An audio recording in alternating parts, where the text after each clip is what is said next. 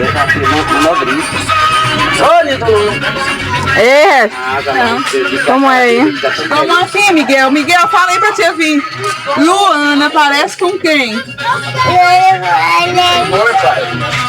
Como é que você fala? É a cara do pai. Aí, viu, pai? Eu com Luana no sol e ele te põe mesmo assim no sol. Aí ele falou assim: Luana tá pra cima? Eu falei: não, porque eu fiquei com o olho fechado no sol. Ele falou: Luana é a cara do pai. E agora a conta acabou. E eu achando que. Eu também, toda hora manda repetir. Como é, Miguel? Agora ninguém vai tentar falar pra Deus agora. Porque é todo você. Meu pai.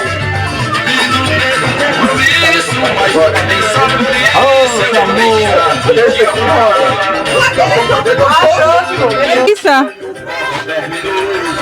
Quem é? Tá dançando o quê? Forró. Com quem?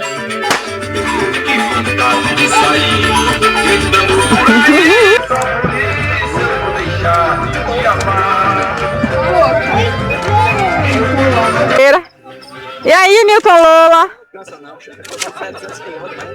Não cansa não, seu Nilton? Não. Deixando de criança encostado. Tem que renovar.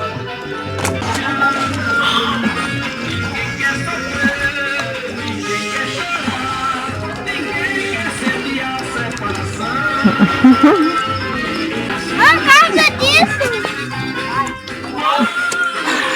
Eu quero que a Ana fazendo, eu gosto. Eu quero fazer isso também.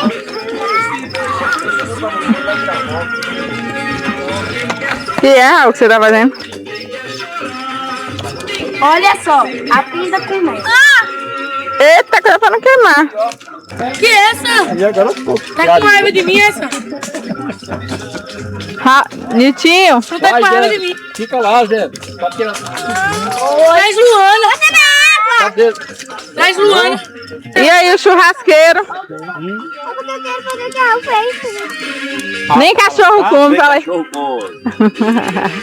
E aí, Dinho? Tudo bom. Agora que você pega no cachorro, pode sim pegar na comida. Tá de moleque, ó, vim. Oi? Vem cá, né, cara? Mostra como foi o projeto de decoração dessa casa. Pra querer arrasar, Marcelo. Olha que asa, Marcelo. Quando eu ficar Como foi? Você se inspirou em quê? Quer queimar minha imagem aí, ó. Quer queimar com minha carreira. Vai dormir, Miguel? Fome! Você vai dormir?